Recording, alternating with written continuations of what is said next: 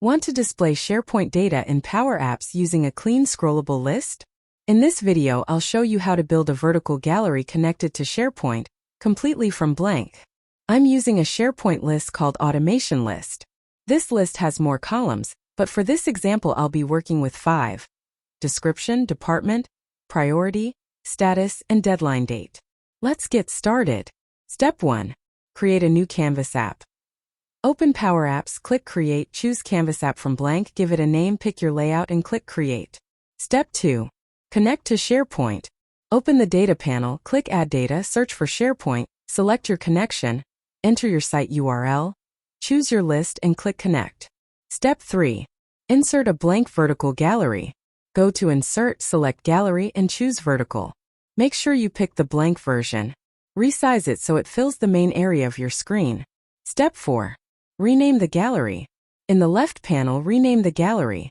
In this example, I'll use gallery_automation list, but use whatever name makes sense for your project.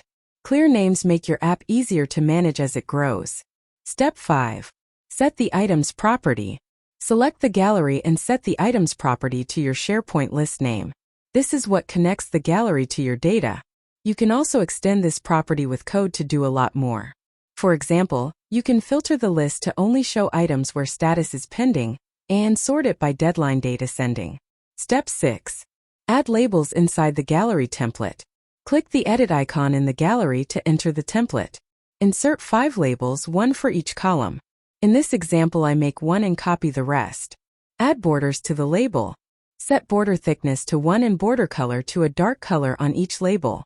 This gives the gallery a clean table-style look with visible cells.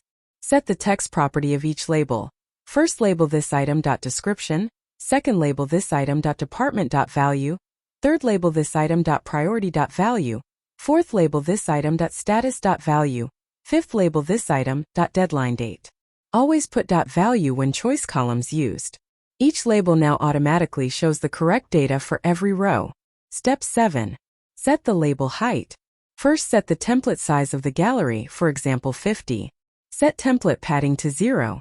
Then set the height property of each label to parent.template height. This makes every label exactly as tall as one gallery row. Step 8. Add a header container. Insert a container and place it directly above the gallery. Match its width to the gallery. Inside, add 5 labels and set their text to description, department, priority, status, and deadline date. Match the width, X position, and height of each header label to the corresponding label inside the gallery template.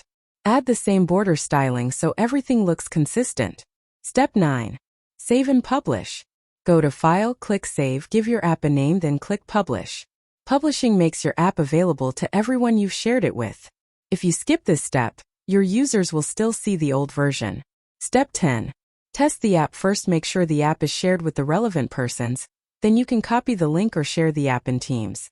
When the app is played, you'll see your SharePoint data displayed in a clean table layout with headers and cell borders.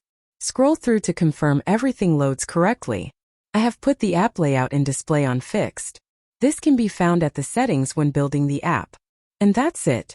You've built a vertical gallery in Power Apps from blank, connected to SharePoint, with headers and a table layout. If this helped, give it a like and subscribe for more Power Apps and Power Automate tutorials. In my next video, I'll show you how to build a new item form so users can add items directly from the app. See you there.